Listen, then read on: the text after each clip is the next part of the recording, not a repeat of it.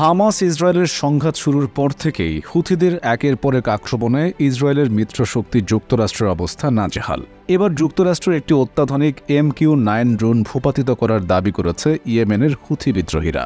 গত 17 মে এই তথ্য জানিয়েছে তারা।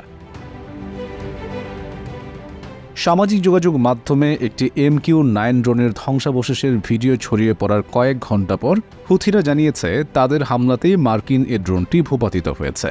তবে যুক্তরাষ্ট্রের সেনাবাহিনী এ ব্যাপারে এখন পর্যন্ত কোনো মন্তব্য করেনি।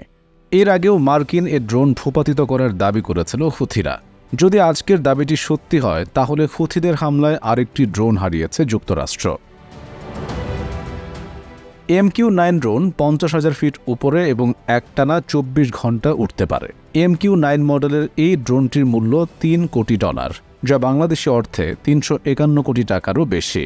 হুথিদের সামরিক শাখার মুখপাত্র ব্রিগেডিয়ার জেনারেল ইয়াহিয়া সারি জানিয়েছেন, তাদের যোদ্ধারা গত বৃহস্পতিবার অর্থাৎ গত 16 মে ড্রোনটি ভূপাতিত করে। এটিকে ভূপাতিত করতে সারফেস টু এয়ার ক্ষেপণাস্ত্র ব্যবহার করা হয় বলেও জানান তিনি। এই মুখপাত্র আরও বলেন, খুব দ্রুত এই হামলার একটি ভিডিও প্রকাশ করা হবে। হুথি মুখপাত্র আরও জানিয়েছেন, ড্রোনটি ইয়েমেনের মারিব প্রদেশে নাশকতামূলক কর্মকাণ্ড চালাচ্ছিল। মারিব প্রদেশটি এখনও ইয়েমেনের আন্তর্জাতিকভাবে স্বীকৃত সরকারের অধীনে রয়েছে। সামাজিক যোগাযোগ মাধ্যমে ইতিমধ্যে যে ভিডিওটি প্রকাশ হয়েছে সেটিতে MQ-9 ড্রোনের যন্ত্রাংশের সাদৃশ্যতা পাওয়া গেছে। বার্তা সংস্থা AFP এ ব্যাপারে যুক্তরাষ্ট্র সেনাবাহিনীর সঙ্গে যোগাযোগ করলেও তারা কোনো মন্তব্য করেনি। বার্তা সংস্থা AFP আরও বলেছে, হুথিরা এর আগেও ড্রোন ভূপাতিতের দাবি করেছিল, কিন্তু সেগুলো ভুল হিসেবে প্রমাণিত হয়েছে। 2014 সালে রাজধানী সানা সহ ইয়েমেনের উত্তরাঞ্চলের নিয়ন্ত্রণ নিয়ে নেয় ইরান সমর্থিত হুথি বিদ্রোহীরা।